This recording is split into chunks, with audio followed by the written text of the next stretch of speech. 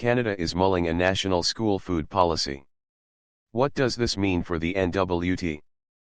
Policy should account for territories' unique realities, advocates say.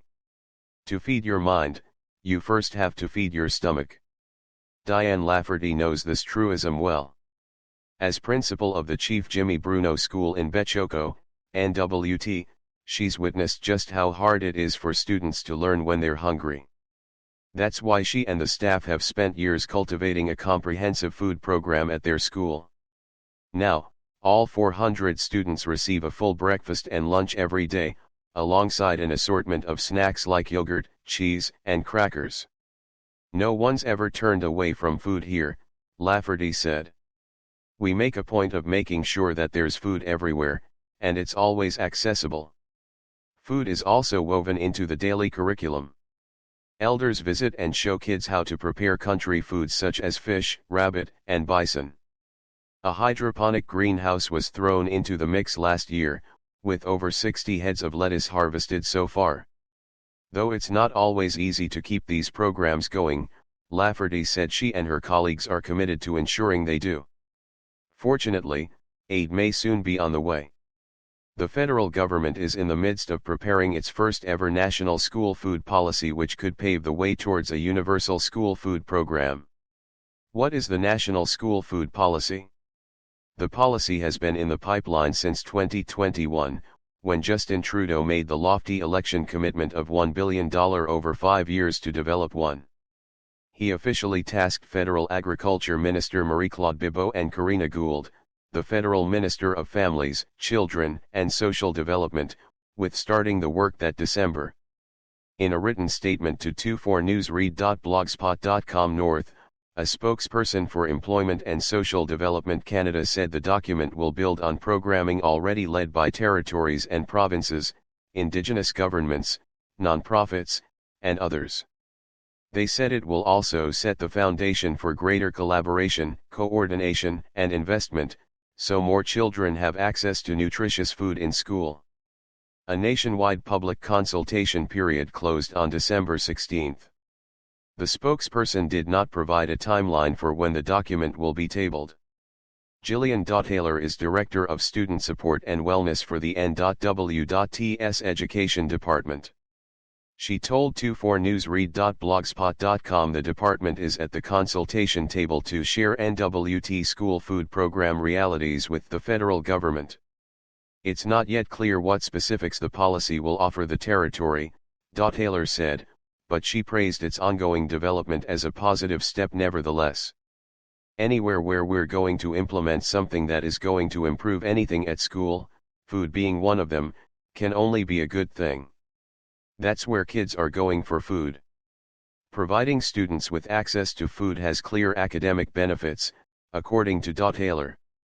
Through annual reports to the Education Department, she said school administrators have routinely noted benefits such as improved attendance, on-time arrival, and in-class behavior.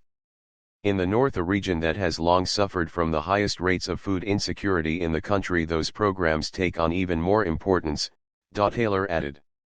Data from Statistics Canada's 2020 Canadian Income Survey shows that 15% of people in the Yukon, 23% in the N.W.T, and 46% in Nunavut lived in moderately or severely food insecure households. That's compared to 10.6% Canada-wide. For Tess Ondrak, coordinator of the N.W.T-based nonprofit Food First Foundation, investing in school food programs is an important way to battle the problem. That's where kids are going for food, and a lot of times, it just makes sense to address it at the school level, she said. That's the basis of the Food First Foundation's mission, which raises funds for everything from nutrition programs and cooking classes, to gardens and community feasts.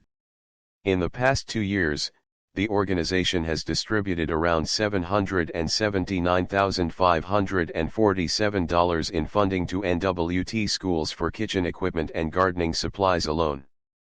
We just do our best to fill any gaps in funding in the larger sources that schools already receive, Ondrak said. And from what she's seen, it's sorely needed. Brunt of burden rests on teachers, individual schools. At the moment, food programs in the N.W.T are run on a school-by-school basis. The territorial government provides an annual pot of $650,000 under its anti-poverty strategy, which is divided amongst school boards. However, if more cash is needed, then individual schools have to look for other funders such as community governments, and nonprofits like Food First Foundation or the Breakfast Club of Canada on their own.